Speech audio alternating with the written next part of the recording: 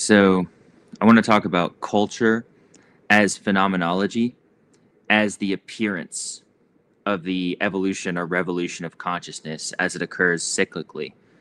Humanity and human beings are already a manifestation of this, right? We've gone over this in regards to the evolution of genes, right? The function and evolution of genes in human history,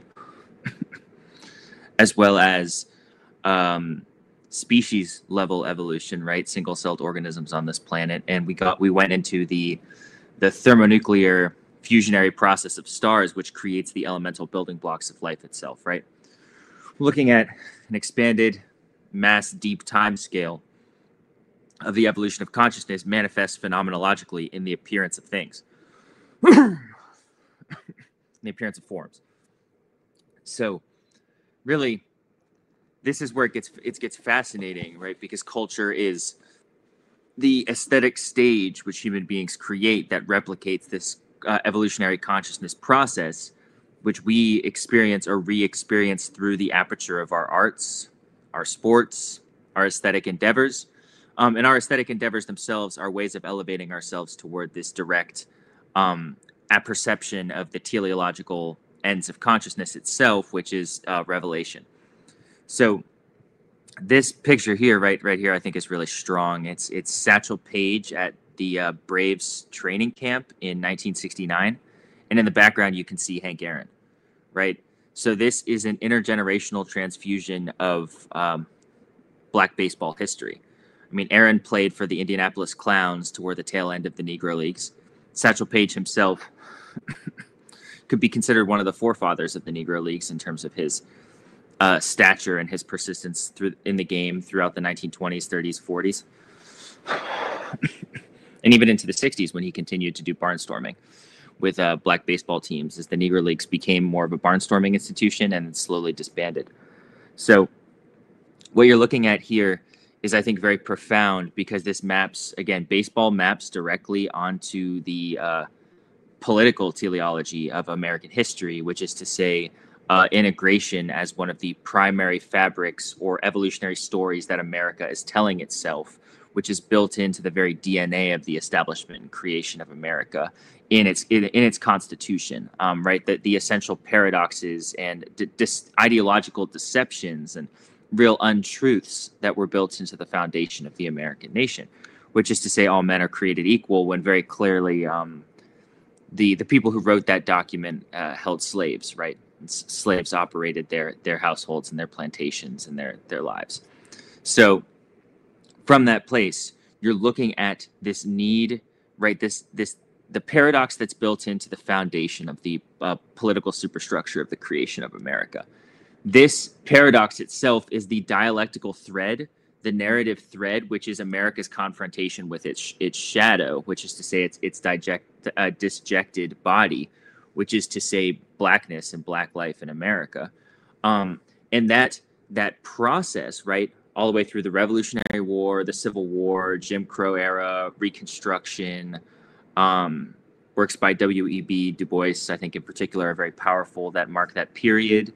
Moving into the 1940s, 50s, and 60s, where baseball plays a huge role, right, with Jackie Robinson, the star power of someone like Satchel Paige, who regularly interfaces with some of the biggest Black cultural figures in the country, musicians, Count Basie, right, all of these different people, right, the rise, the pop culture rise of Black music with musicians such as Nina Simone or Ella Fitzgerald or Billie Holiday with her song Strange Fruit, all the way up into this very critical moment of the civil rights movement, which we're looking at really right now here in 1969 with Hank Aaron and Satchel Paige.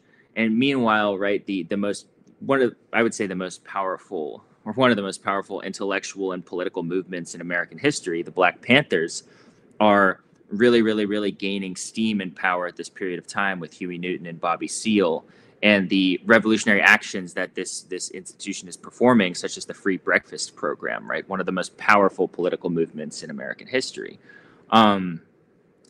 This is going alongside this revolution in baseball as a cultural aperture, right? It's a way of perceiving the political movement of American history as a consciousness mechanism, as a consciousness metabolism, through which the essential seeds and the paradoxes and contradictions of the establishment of the American empire, right? Its fundamental inequalities masked by a language which is it's truth and justice and equality are words that can be thrown around in the abstract and mark so much of later Western philosophy, which is a discontinuation of the Platonic or the Socratic search for truth itself. It claims these Western philosophical foundations, but corrupts them in that it institutes these abstractions, right? These disembodied jargon terms, right? Philosophical jargon terms, which are abstractions from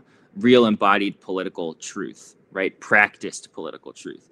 This separation of theory and practice is actually very typical of the failures of Western civilization to integrate its mechanisms and its instruments and its technologies, such as science or math or the information technology of the digital age itself, to integrate those technologies into truly a common welfare, which is so often stated in the core humanistic values of this modern American civilization, and yet it does not achieve a real humanism, right? It's something that it says it strives towards, but in reality, it just lapses back into this old paradigmatic system of abuse and control and manipulation. So we're looking at cyclical patterns of the phenomena of consciousness, which I do think, right, it is actually trying to scale itself into a real truth and justice, right? But it's having trouble grounding that into the material foundations of existence itself. And this reconciliation, I would say, fundamentally describes the entirety of the history of America as a civilizational body and as an empire. So what's so powerful to me about this photo of Satchel Paige and Hank Aaron in 1969 in spring training is we're really looking at this crux moment in time where Aaron is the rise of this next era of greatness in black baseball, right? And by now, American baseball has integrated, right? There's black players, there's Cuban players, there's a whole different way of conceptualizing baseball as a cultural aperture, and again, I would say a sensory aperture, as in a visualization of the polis, or the group, the in-group, or the body of America or American history proper. And what's so fascinating to me about baseball is that baseball's integration, it really does proceed, right? It's a consciousness, psychological, visionary-based integration through the cultural technology of America before it actually occurs in a really meaningful way on the cultural, political, economic, and social stage. And I would say that still really hasn't happened. What's so fascinating to me about culture in this sense, and what's so important about history, is that if you were going to look at history, I think you have to look at cultural history, because cultural history is the vanguard of political thought.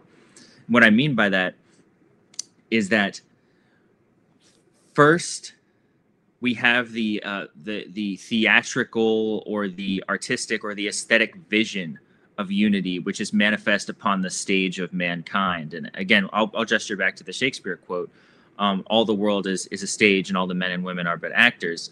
We are having an aesthetic experience of life primarily, which is then being organized through the aperture of as Kant would call it, judgment, which is really the sophisticated neurological architecture of the human being. That aesthetic experience is being organized through the aperture of the organism, right? So there's an essential political conflict here, and I've discussed this in some of my other work, which is non-baseball related, is the issue of selfishness and the survival mechanism and the fear of death as primary drivers of organismic existence, right? So you have the organism which is living in this precarious status, balance between life and death as a chemical reaction, which needs to sustain itself on a thermodynamic consumption and digestion of energy, right? Food, water, shelter. These are the things we talk about that are political and economic necessities. So you have that environment, and you basically have an organism that's seeking to evolve its consciousness, its aperture of perception, up through this very, very base survivalism, which is kill or be killed, effectively, which dictates and has dictated the vast majority of natural history itself.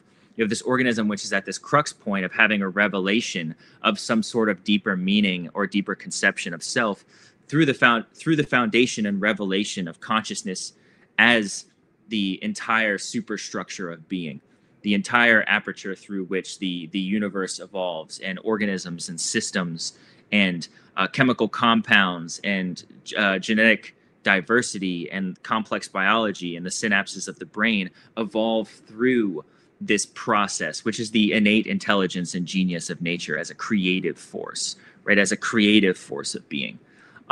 So we're seeking, right, whether we know it or not, we're seeking to be reunified with that source in a way that is very profoundly direct, and in this sense liberates us from this cage of survivalism and desperation and despair to endlessly consume and then die of consumption, which is typical of the existence of the organism. It's consume, reproduce, die, and to live within that biological strata or timeline is to live without true knowledge of the profundity and depth and beauty of existence, and to actually create that or bring that into life or bring that into being.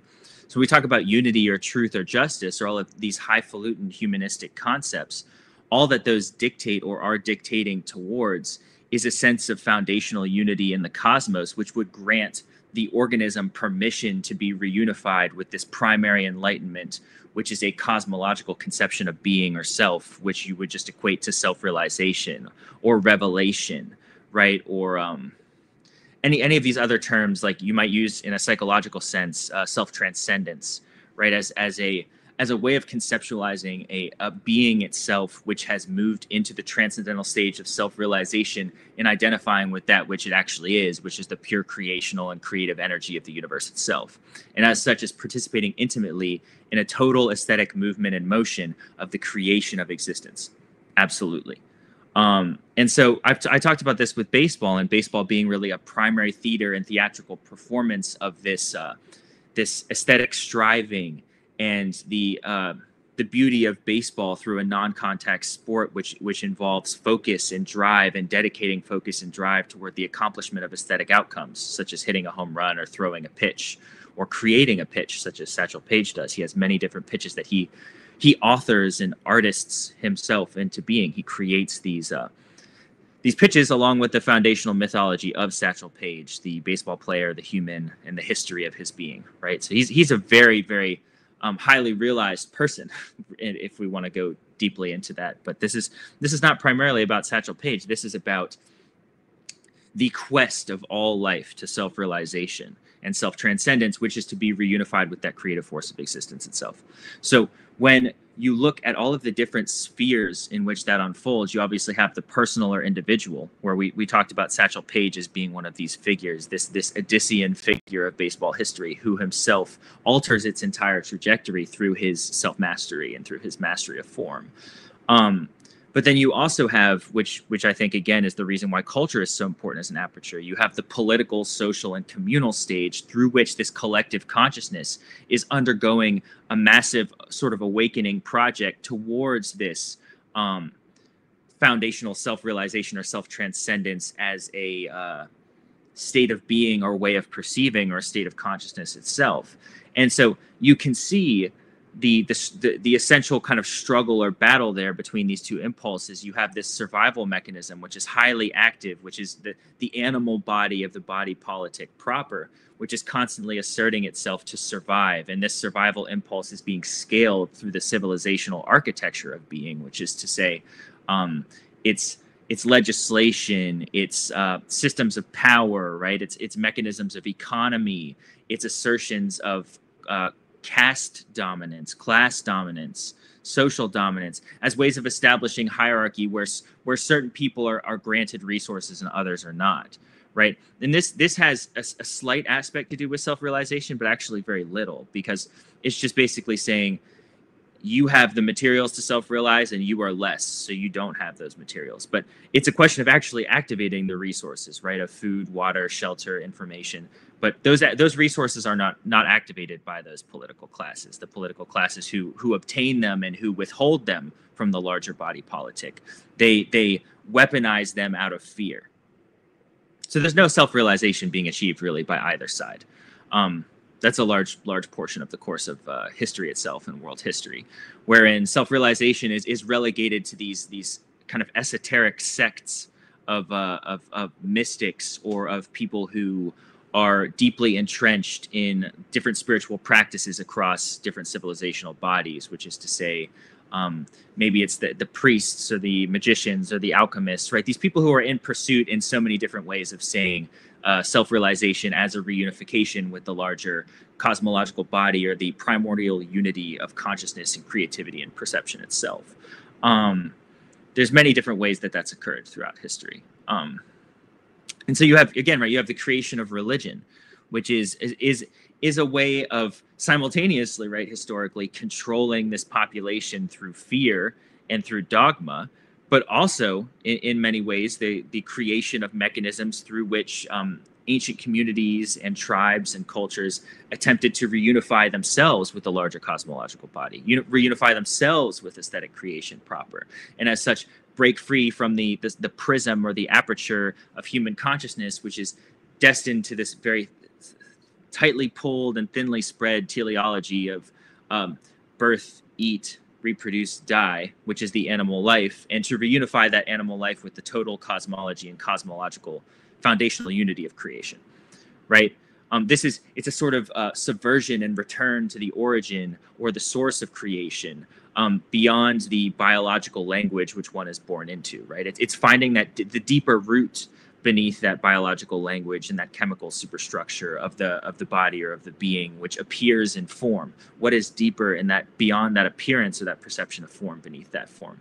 So I'm going to reunify this here with culture and the relationship between culture as a technology, a visual aperture of being, to history as a unfolding, which itself is a revelation of consciousness and a unification of consciousness through technology, and culture being that primary technology. So it's so profound to see this relationship in this photo here of Hank Aaron and Satchel Paige, right? Hank Aaron being the next generation who inevitably breaks Babe Ruth's home run record, the all-time home run record, and receives these profound threats based on his race, right? He's a black man who broke the home run record that was created by a white man in the 1930s, Babe Ruth for the New York Yankees, right? This was a very important historical record to the annals of baseball history, and as such American culture at large, right? Babe Ruth is a name that's a pop culture name that's known effectively everywhere. And when he broke this, there was such a profound disturbance that was created in the cultural aperture and the lens of America itself. And when he broke it was so important. I believe it was like the mid 1970s. And the importance of that is it is so interconnected with the political and civil rights movements that are occurring for Black people in the United States in the 1960s and 1970s, which are undergirded in large part due to and with Jackie Robinson's participation, which is several decades later after he integrated baseball in 1948 or 1947. This was a profound revolutionary movement that happened in culture. It was a cultural inclusion into the segregated white institution of baseball, which itself is and was America's pastime. It's a breaking of the bounds and entry into the gate of the political theater of America's consciousness and its subconscious. Because there is Jackie Robinson on the stage disrupting this narrative of white inclusion and Black exclusion, this integrative vision that is perceived upon the canvas of the political real, which is the American civilizational imagination of that which it is, being the spiritual legacy of striving and the aesthetic practice of baseball as a devotional rite of aesthetic drive to be reunified in a cosmological sense through the movement of being, through time, through space, to be reunified with this transcendental timeless whole of creation, right? Through space-time, the crack of the bat, the pitch of the ball, to participate in this aesthetic art of movement and unity and time and communal participation and the utilization of the physical technology of existence itself, right? In terms of force, in terms of mass, in terms of acceleration, right? In terms of these essential Newtonian physical principles which undergird the universe itself, to utilize those and to utilize the body and to utilize the humanity to rise in a higher transcendental awareness and consciousness of creation itself through the practice of the sport of baseball. That disruption that occurs psychologically with the integration of Jackie Robinson, to me, and I discussed this in the Jackie Robinson episode, is the breaking of this deep time. I guess at that point it had been, how many years had it been? A little under 200 years of American historical unfolding, where this dialectical thread of all men are created equal, black people are enslaved or subjugated as second-class citizens, this narrative dialectical thread, right, which is, again, the entire creation of the economic wealth of the South was built on the backs of slavery, on the back of slavery. This thread that's being woven meets a critical. It's like these lines which themselves are intersecting strands of DNA, or themselves a ladder of waves which are coming together. Sine waves, for instance, which are coming together and crashing apart, and building and separation coming together and crashing apart, which itself is, I would just say, an inherent metaphysical pattern of creation, which is dialectical unity and dialectical opposition, comes together in a way that profoundly impacts and changes the foundation of American history itself, because America's primary cultural artifact, baseball, the color line has been broken, and as such, in its most predominant and visual and present institution of self-creation and self-realization, the cultural aperture of the in-group out-group segregation has been shattered, and as such, the rest must fall. As it continues to do, this process accelerates. Through the civil rights movement, through the election of Barack Obama, which is, I'm not saying this is complete by any means. I am saying that there's the importance of baseball as a cultural aperture of the way that the American body politic visualizes itself is absolutely essential. So with this photo here, you're looking at this moment in political historical time, American history, in the late 1960s, where the civil rights movement and black rights in America and black power in America is gaining steam. It's gaining this incredible power, this incredible motion through political activity, grassroots organization, activists like Fred Hampton or Angela Davis, who are giving this incredibly profound voice to not only black history and black culture and black life, but existence itself. I mean, these are some of the greatest political and cultural and existential thinkers that America produces. So we're looking at this moment of massive political change, which is intensely contributed to by Jackie Robinson. You have to understand how important baseball was and is in the 1930s, 40s, and 50s, and what it means for Jackie Robinson to break that color barrier in 1947, and what it means then in a historical sense in the following decades for that to be this profound, if not opening remark, this powerful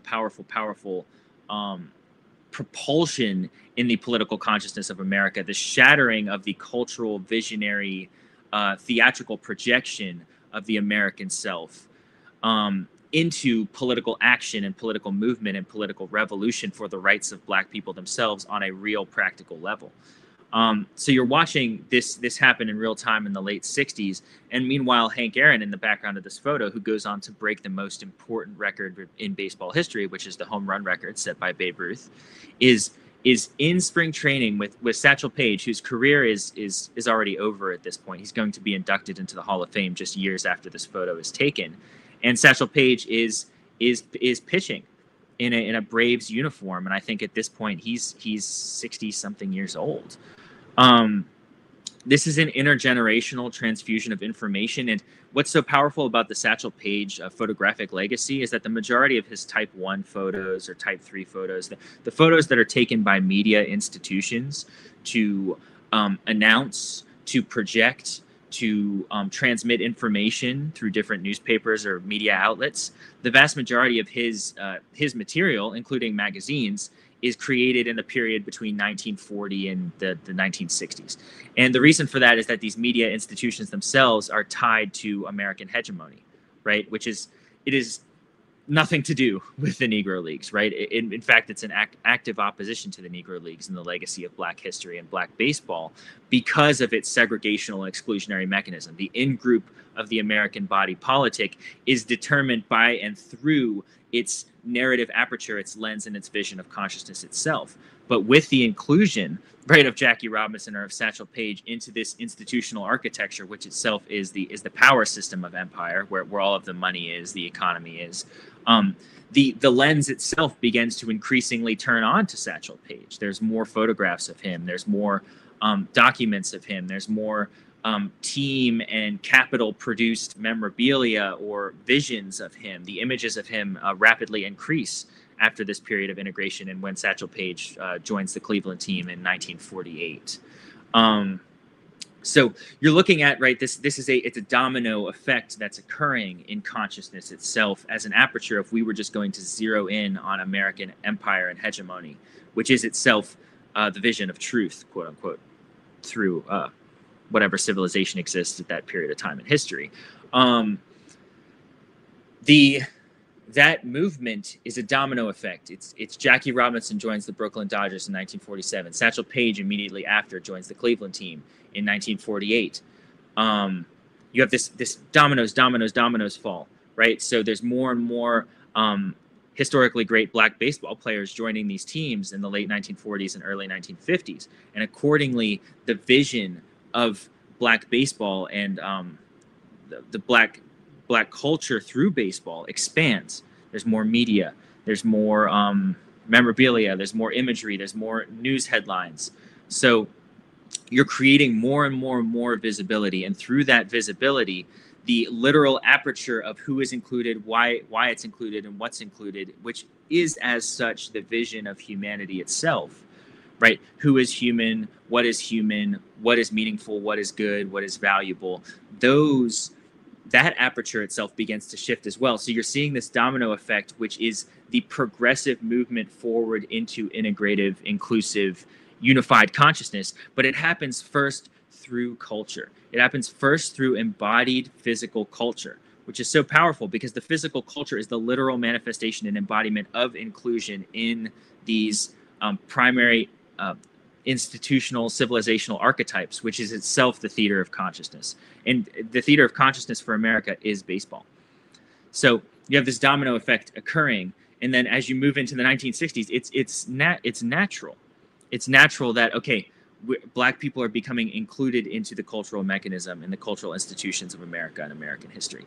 As such, we actually need to reckon with the fact that they're not being called human beings. They're being called second-class citizens. They still have received no rights. And even after the Civil War ended, things have been awful, right? With Jim Crow era politics, Black people have never been allowed to be a part of America in any meaningful way or received any meaningful status or stature in America. So this is a trailblazing, pioneering overturning that's occurring in these 2 or 3 decades here. Let me pull it together. That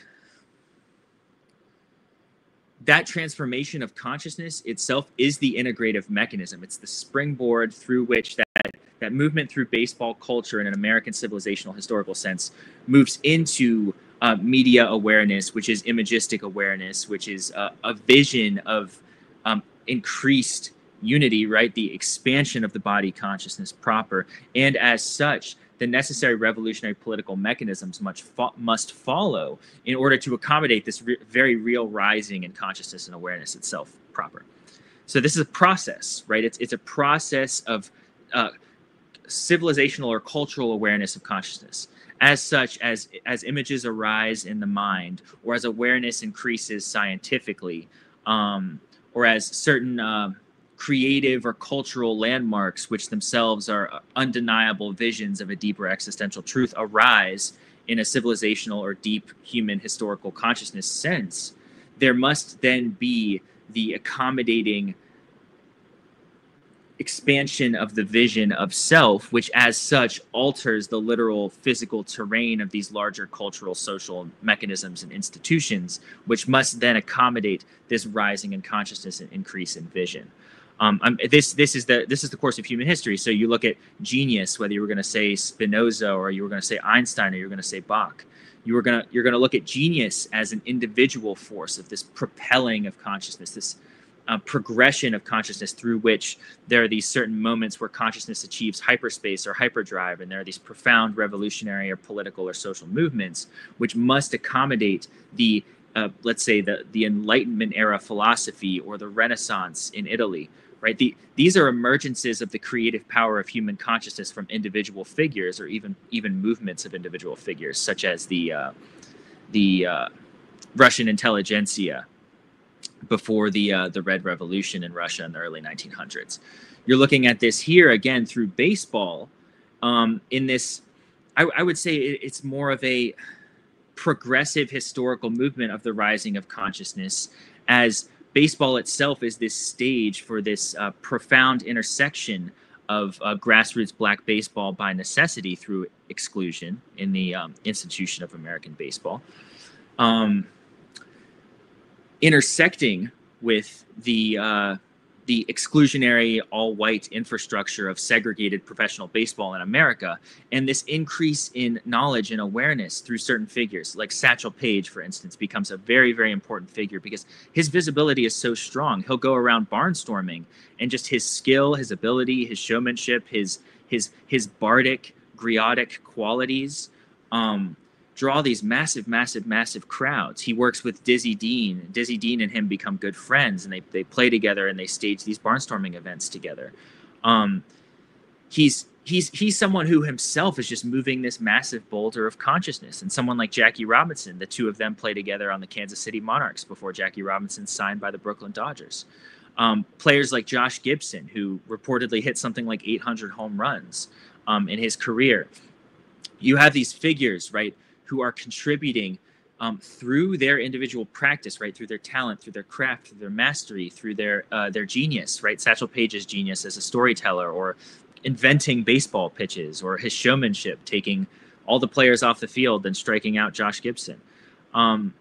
These are all different ways in which these individual figures and forces themselves are creating this rise in awareness and consciousness at a collective civilizational cultural level, which inevitably collides into a reckoning in the American political consciousness up through its subconsciousness, which is to say its disjected parts, or its historical darkness, or the things in which it wishes not to confront, which is its legacy of slavery, its legacy of genocide, right?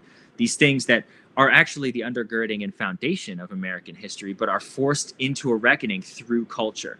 Just as someone like Spinoza is culture, there are certain essential reckonings that occur through his work, or say the reckonings of someone, I don't know, let me think of a good example. The reckonings of someone like Copernicus, right, where the actual cosmological vision and superstructure of existence itself in his historical time needs to be radically altered to accommodate truth, right?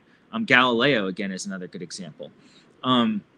You have these moments, you have these movements, and I think especially through baseball and black baseball itself, these figures like Page or Gibson or Jackie Robinson, these figures who are acting as these massive, like almost like jet engines or propulsive engines of consciousness through which the entire vehicular unity of Black baseball and Black culture through baseball is being propelled into this radical political awakening, which is the progressive quality of real unity and real integration in practice. And this is what's so important to me about baseball culture, because baseball culture is an embodied physical practice. It's a political reality which is occurring in the physical body on an embodied field through the embodied stadium in which there is a political communal gathering. It's very different than Spinoza working, or it's very different than Einstein working. These are individual solitary figures whose genius may be a part of a maybe an academic community or an intellectual or an artistic community, but it's relegated to there as such. And they're creating these revolutions of consciousness, which are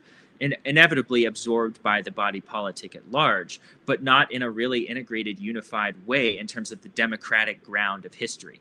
Baseball itself is probably the most profound democratic ground of American history, in that it is entirely non-denominational in terms of intelligence or wealth, or it's something that's being witnessed as the literal cultural aperture of America itself, as it proves historically beyond and through the bounds of class, beyond and through the bounds of race, progressively, right? It takes time, but baseball itself is this profound integrative force in American history, which is functioning primary in the political underground through the aperture of culture and participation and embodiment and the movement of athletic and the physical force of athletic to actually propel American history into newer radical forms of political consciousness, which in itself is the entire project of the universal whole.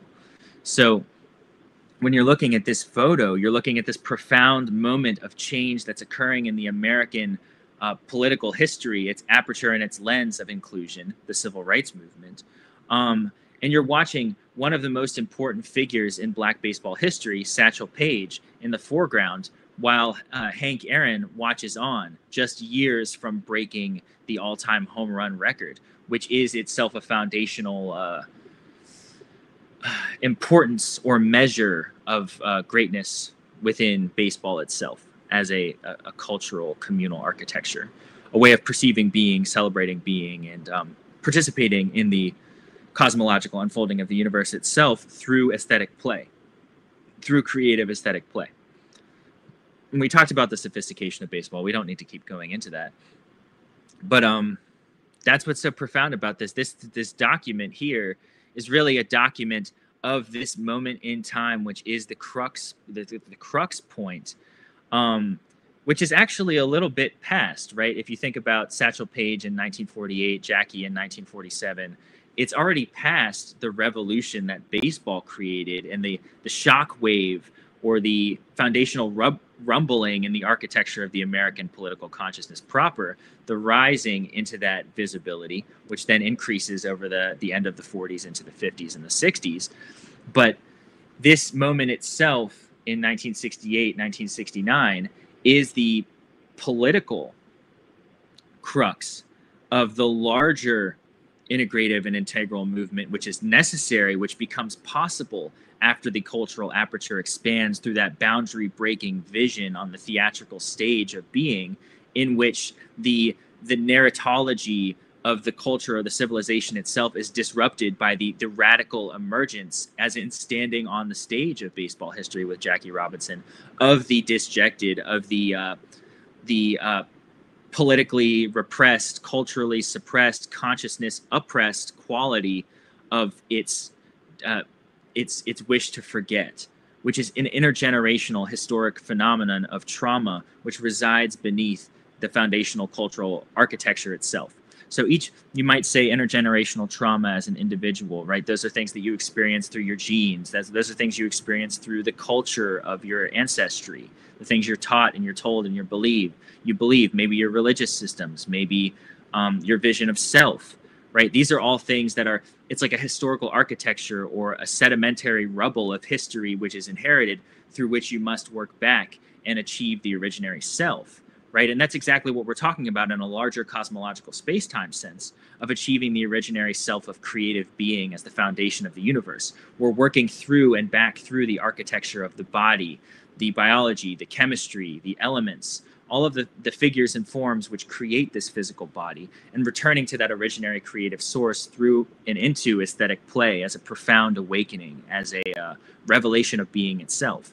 And as such, civilizationally, it's the same thing, right? This is a scalar fractal phenomenon.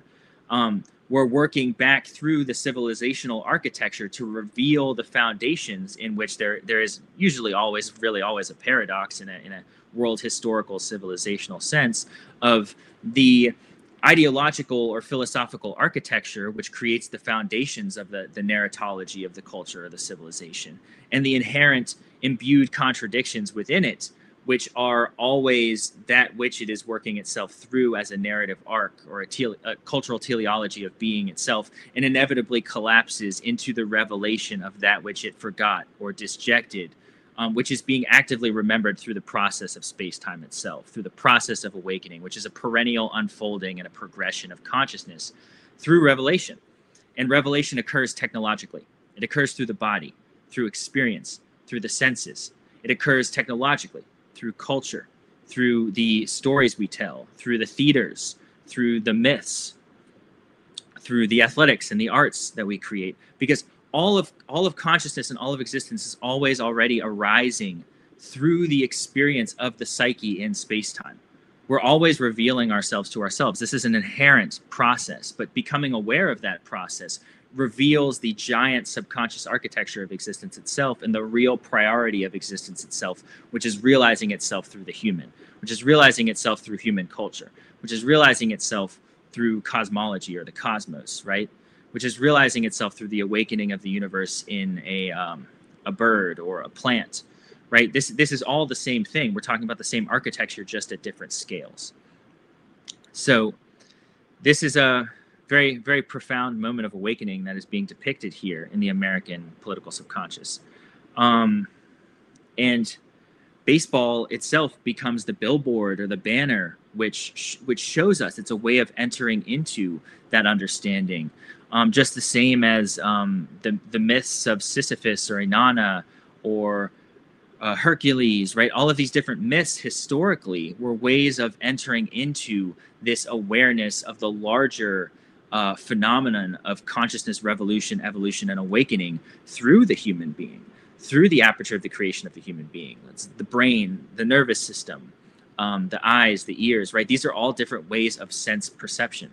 And in sense perception, we're experiencing this slowly reconciling whole, right? Through the fragmentary aperture of the human being, and this awakening up through the organism into the revelation of the total cosmological whole of being itself, that which we irrevocably and inevitably are.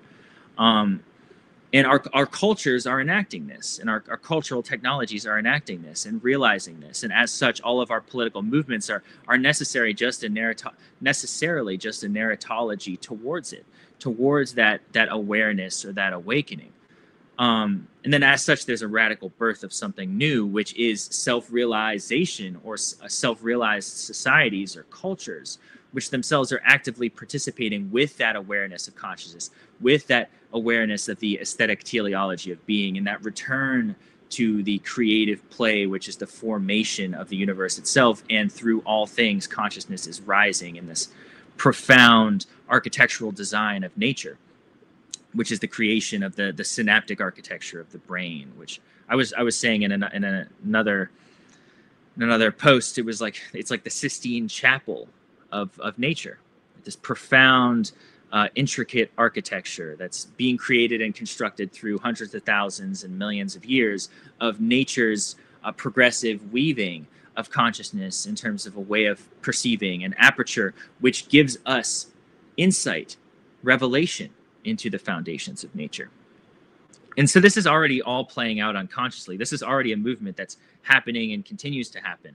But our becoming aware of it actually allows us to unify at all scales and say, hey, the single-celled organism and this progressive interweaving of nature's experimental qualities in the primordial depths of oceans, and this evolutionary process through which human beings were formed and the forebrain was formed and our cognitive faculties and our philosophy as an ability was formed.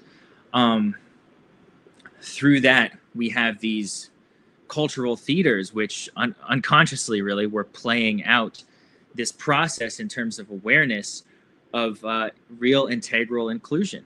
And this goes back to the foundations of the American civilization itself and its constitution. This was built into American civilizational history, this contradiction that was written into its primary laws and primary conceptual architecture of being and self at a collective level, that actually necessitated in its very creation this radical reckoning with the awakening of the ways and the facts that it did not or has not already achieved that integral unity which it strove towards, right? So you have each individual being striving toward that integral awakening, just as much as you have each individual culture and civilization, which brings them all together, right? As Da Vinci said, look closely at everything. Everything is connected to everything else. Everything is unified, right? It's just a question of seeing that. And this, again, is what all of our sciences strive towards, all of our philosophies, all of our attempts to understand and penetrate history as a seeming chaos of events. It's not chaotic, it's not, but it's just seeing it at that metaphysical superstructural level, what's actually actively unfolding at a primordial universal sense, and through all of the different architectures of the universe, which is to say different forms of being, different creations in space-time, which is the setting of the stage of life unfolding, through those different apertures or scales or synaptic lenses of consciousness, this primordial unity is already being created and unfolding, even down to the level of human culture. So that's what I got. I'll catch y'all on the next one.